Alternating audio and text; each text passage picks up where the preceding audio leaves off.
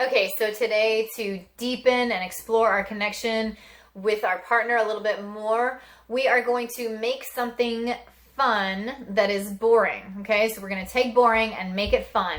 And that may be something that you already do, and that's awesome. We are going to get in there and explore it a little more and try some different things, especially the things that you don't usually do, because that's what we're doing.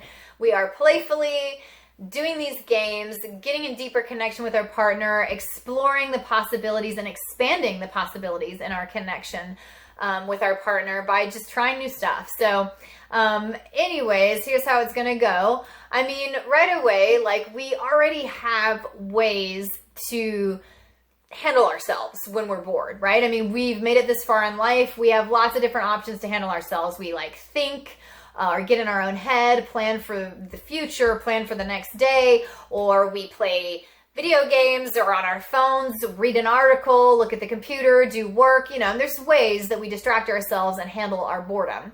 But these are all individual ways, things that we're doing with ourselves, ways that we're handling our own boredom. But I want to just make a distinction here because in this game, we really want to try out and explore the connective aspect, like the togetherness part. What can we do to make boring into fun together in the company of our partner, with each other as a team?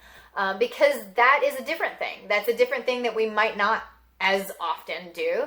And it's the thing that emphasizes our connection more. And it's also, I mean, honestly, I feel like it offers a whole new level, a whole new way to make boring into fun. It happens quicker and it like amplifies it even. So it's something all on its own. You gotta try that aspect, and that's the part we're gonna exercise. And I'm saying exercise too because it's a muscle. It's a muscle that you can get good at, and it's one that you need in life. It's like a life skill. I mean, when we know how to make boring into fun in as many different ways as possible, or as a team, as a group, for a whole new experience, like, man, that's so extremely valuable. Whatever. I don't have to convince you.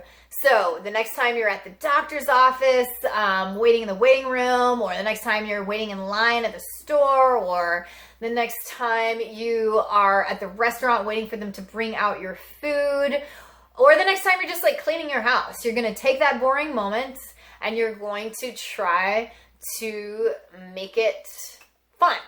And right away, there's things like music, like you might put on music if you're cooking dinner at your house or cleaning your house. You put on some music to make it better, but that is that individual thing, okay? So in order to make it more of the togetherness as a team thing, it'd have to be like a dance party. So put on the music, but then dance with each other and play off of each other's dance moves, as the togetherness component, as the part that like really amplifies it and steps it up so that you're really making boring fun in the way that we're talking about now. So that's one way.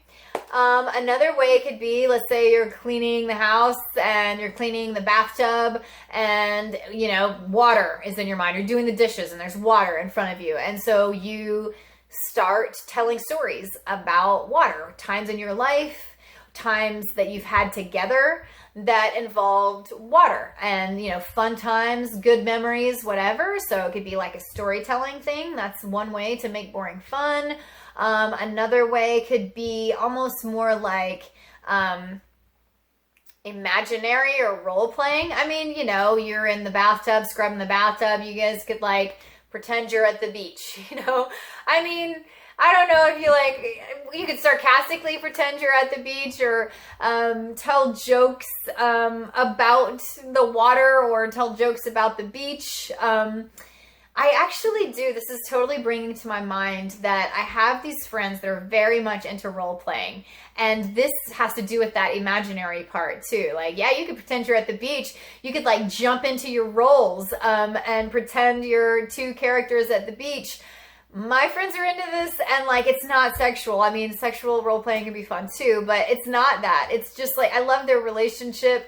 They do all kinds of little quirky things together. Like, they'll read together at night, but they also like write down a line on a piece of paper and pass it to the other, and the other writes the next line, and they kind of like tell a whole story this way, which may be a game that we play, by the way.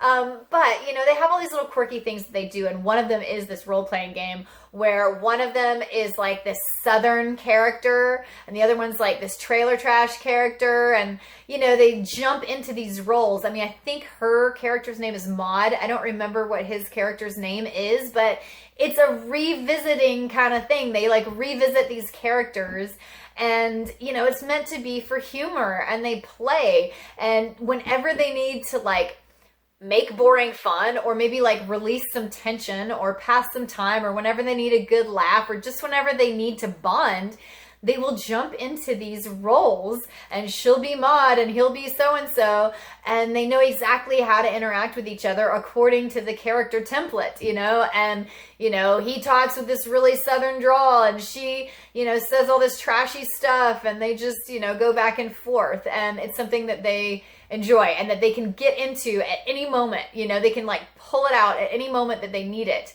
So maybe you're like, oh my God, no, we are not going to be that couple. Like, that's not going to happen. I mean, I get it. It's quirky. I mean, if you're willing, like, you know, invite some more willingness into your life. But if you're not, and it's just like a no for you, that's fine.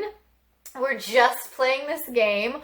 Role-playing doesn't have to be the one that you pick, although it is an option, you know, to make boring fun. There's also sarcasm.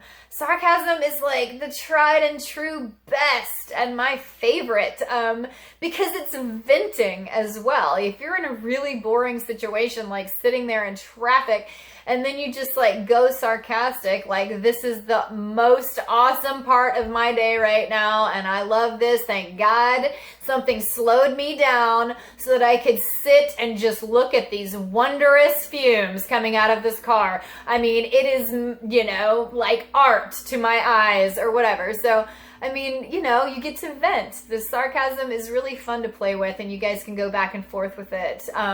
So there's all these ways. There's all these ways to make boring fun. And honestly, I mean, I would say, like, my first impulse would be to say, like, hopefully one of them sounds good to you and you should try it, you know?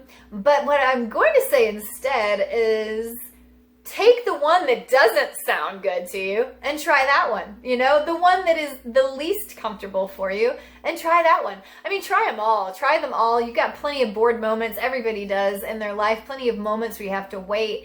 And so you can try them all. But definitely take the one that doesn't sound good and try it. Because why not? Why not? This is supposed to be expansive. And you'll get more laughs that way if you're like really putting yourself in a new zone, out of your comfort zone. And you're trying this together. There's like bonding just in trying something wacky together, or something embarrassing or difficult together, or I don't know, whatever, something that's just outlandish together. There's bonding in that too. So enjoy and see what you can do to make boring fun.